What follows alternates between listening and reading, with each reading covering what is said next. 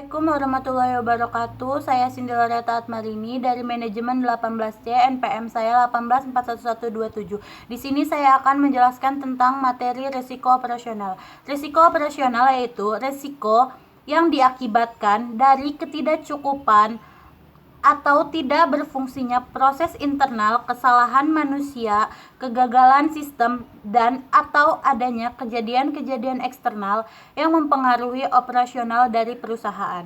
Risiko operasional dapat bersumber dari sumber daya manusia, proses internal sistem dan infrastruktur, serta kejadian internasional.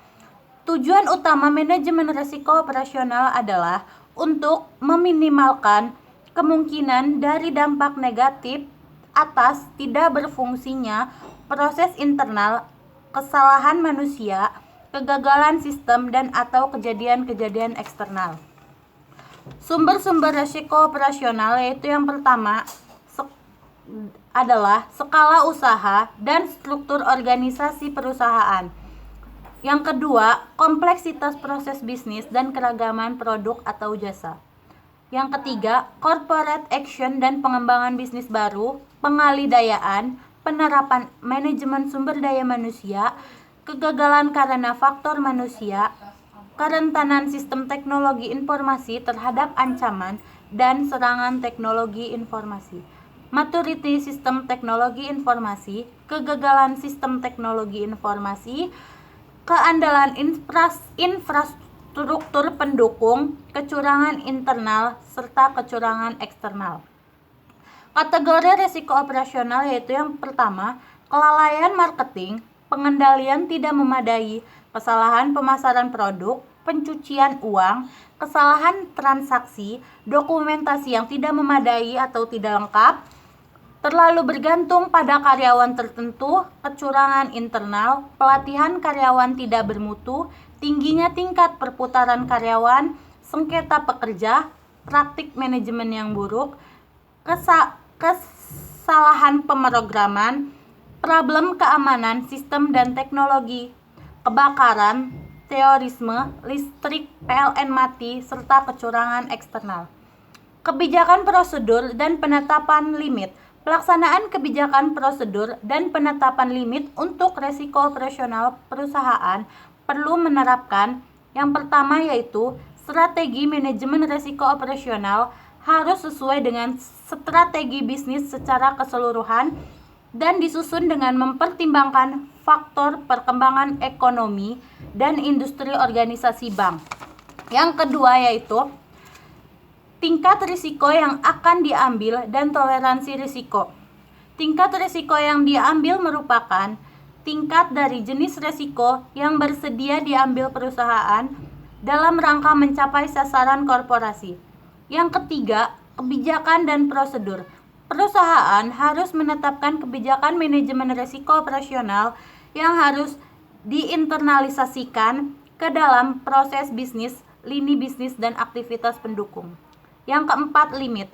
Perusahaan harus menetapkan limit risiko operasional sesuai dengan tingkat risiko yang akan diambil, toleransi risiko, dan strategi korporasi keseluruhan serta memperhatikan kemampuan modal dari perusahaan. Pengukuran risiko operasional. Risiko operasional diukur berdasarkan dua faktor.